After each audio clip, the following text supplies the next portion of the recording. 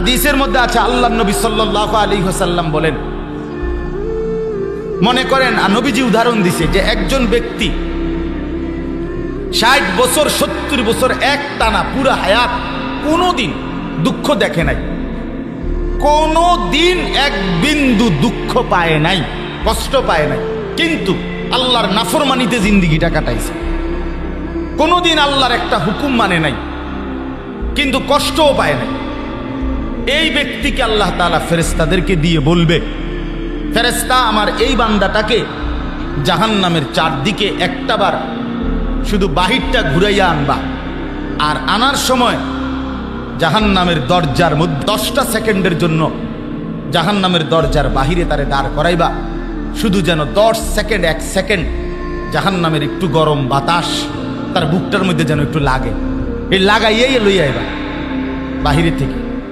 কসম আল্লাহর, এটা হাদিস। তো এইভাবে যখন এই লোকটাকে যে 60 বছর 70 বছর আল্লাহর নাফরমানি করে কাটাইছে, কিন্তু কোনোদিন দুঃখ কষ্ট পায় নাই, এরে যখন জাহান্নামের বাহিরটা ঘুরাইয়া আনবে আর জাহান্নামের গরম বাতাস 2টা সেকেন্ড তার বুকে লাগবে, আল্লাহ তাআলার সামনে আনবে, তো আল্লাহ তাআলা জিজ্ঞেস করবেন, আমার বান্দা জীবনভর খুব তো সুখেই কাটাইছ না, কোনোদিন তো দুঃখ পাও নাই।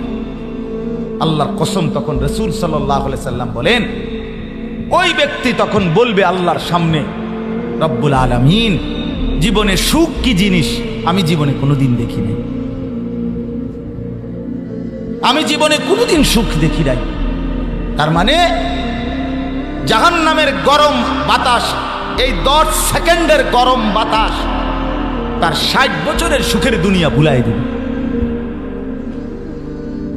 এরপরে তো আযাব আছে, এরপরে তো বাকি আযাব আছে।